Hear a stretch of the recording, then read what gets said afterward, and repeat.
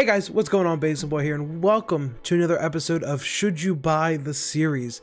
I don't know if I'm going to continue calling them these from this point on, but we will see. I'm also kind of going for more of a natural take on this rather than the hard cuts between each of the different things because, you know, trying to be a little more personable with you guys, as I like to say.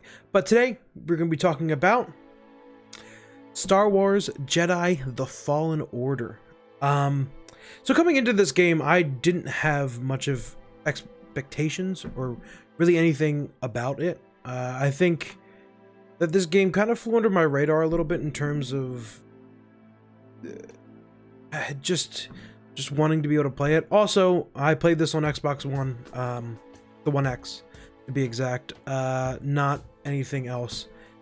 Because my PC's not necessarily good enough at the point to run it, but the Xbox One X definitely has the capabilities to run this game pretty well. Overall, and performance-wise, I thought it was a very, very, very good game. I didn't have really any issues with it. I mean, of course, playing on console, there's going to be little tiny bits of frame rate issues here and there, but overall, really wasn't an issue for me. I thought it played really, really well. The number one thing that this game you'll focus on is the combat. The combat is the thing that drives this game forward. It's more of a Dark Souls-y type of game, I guess you could say, but it delivers on that very, very well. I personally haven't played Sekiro yet. I have it on my multiple list of things to do coming forward. I'm kind of going through my backlog and kind of attacking new games as they come out. Thank God Doom Eternal got delayed because that would have thrown a wrench in a whole bunch of different things. But yeah, so Star Wars has a great combat system. This is one of the first times, I think, since Force Unleashed that I had a really fun time using a lightsaber. It felt like every hit you were hitting really did something, unlike if you've played any of the Battlefront games recently. When you hit something, it just kind of like, it's like nothing.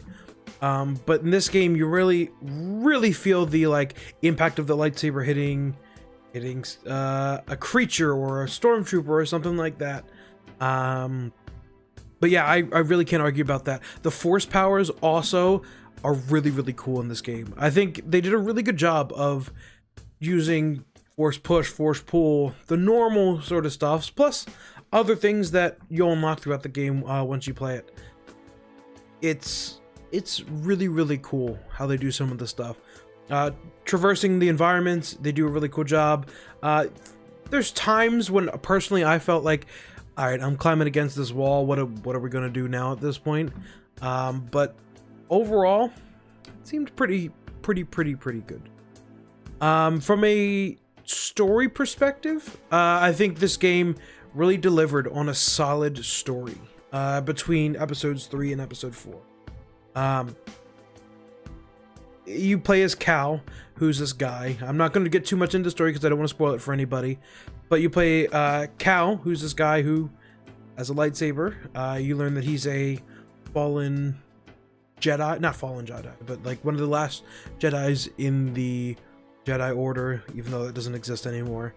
And he meets up with this group of companions that are kind of like very, very interesting. They have their own backstories, and it's a really cool game and really delivered very well on all the things.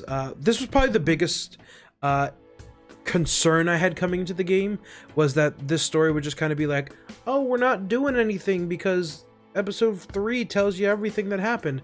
Now, they did a very unique job on spinning this game a way that I wasn't necessarily expecting, and I very appreciate what they did with this game, and I definitely recommend you pick it up if you have any interest in anything Star Wars or video games at all, because I definitely think you might see that on some people's top 10 this year. The villains seemed very good.